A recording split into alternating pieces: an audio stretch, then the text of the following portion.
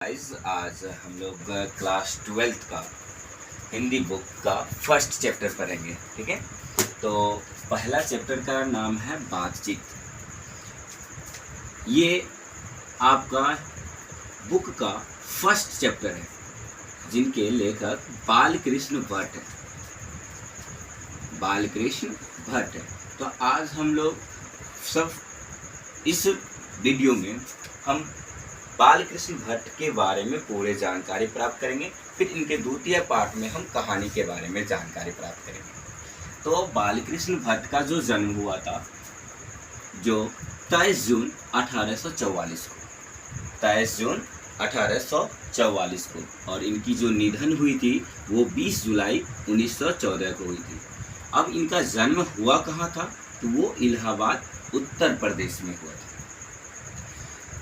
जो बालकृष्ण भट्ट थे उनकी जो माँ का नाम था वो थी पार्वती देवी। ये पार्वती जो देवी थे वो सुसंस्कृत की महिला थी, मतलब इनको जो है संस्कृत की अथाह जानकारी थी, मतलब बहुत सारी जानकारियाँ थी।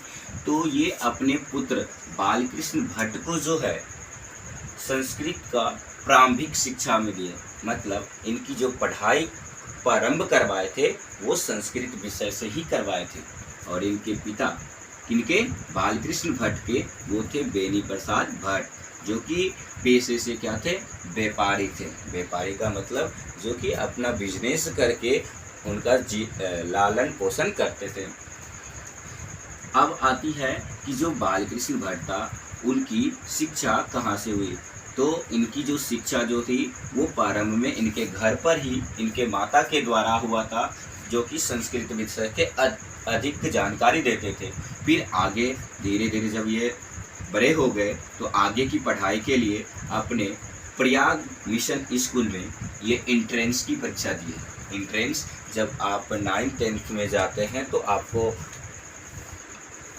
हायर सेकेंडरी में जाने पर आपको जो है ना एक एंट्रेंस एग्ज़ाम देनी पड़ती है एडमिशन के लिए। तो वहाँ पर उन्होंने एक एंट्रेंस एग्ज़ाम दिए, कब? 1857 ईस्वी में।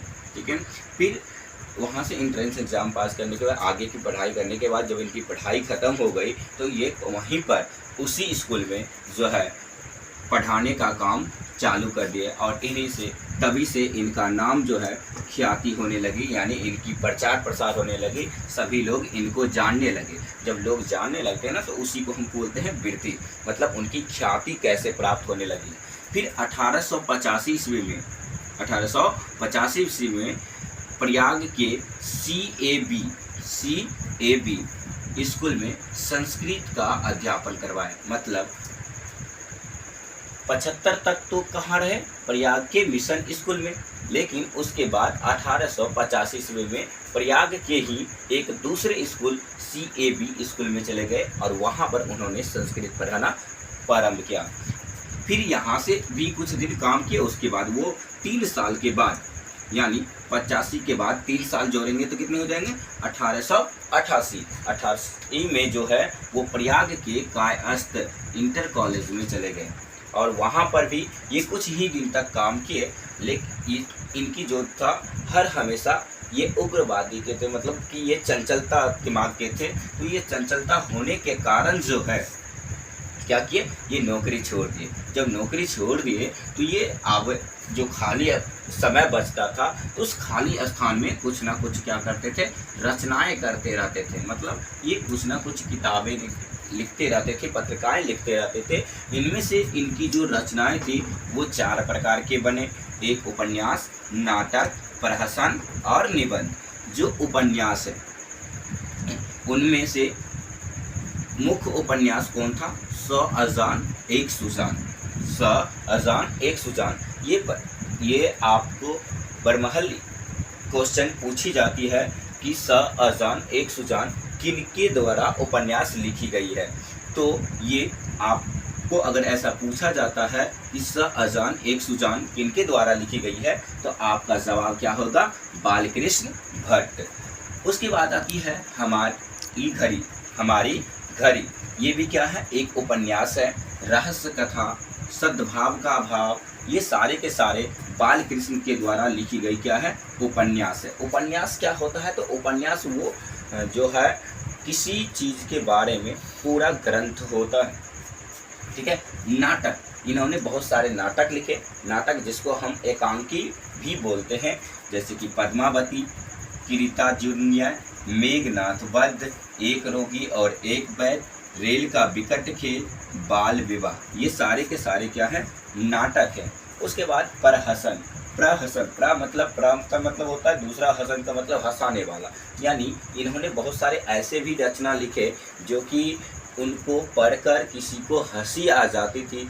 ठीक है। तो ऐसे में जैसा काम वैसा परिणाम, अर्थात इसका नाम से ही पता चलता है कि जो जैसा काम करेगा उसका ऐसा परिणाम होगा। ठीक है। फिर यही बात है आगे की है, नई रोशनी का विष।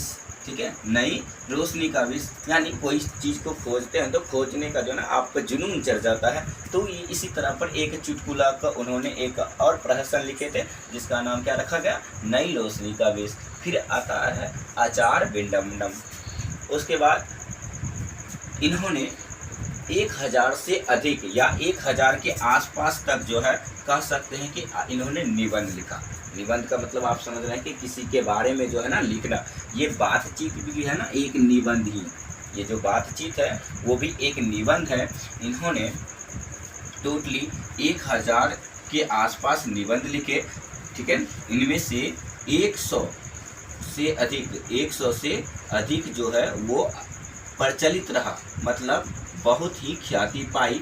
इन्हीं जो 1000 जो निबंध है उनका एक संग्रह किया गया और उस संग्रह को क्या गया कहा गया, भट्ट निबंधमाला।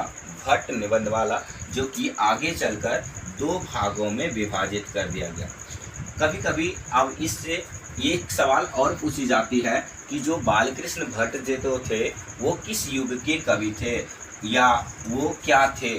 तो ये जो थे भारतेंदु युग के कवि थे और ये प्रमुख साहित्यकार थे। मतलब कि आप देख रहे हैं कि इन्होंने कितने सारे किताब लिखे, इसलिए इनको प्रमुख साहित्यकार का नाम दिया गया। और इन्होंने बहुत सारे कहानियों को लिखे, इसलिए इसको गद्यकार भी बोला गया। अर्थात आप कह सकते हैं कि जो बालकृष्ण भट्ट था वो एक प्रमुख साहित्यकार और गद्यकार थे।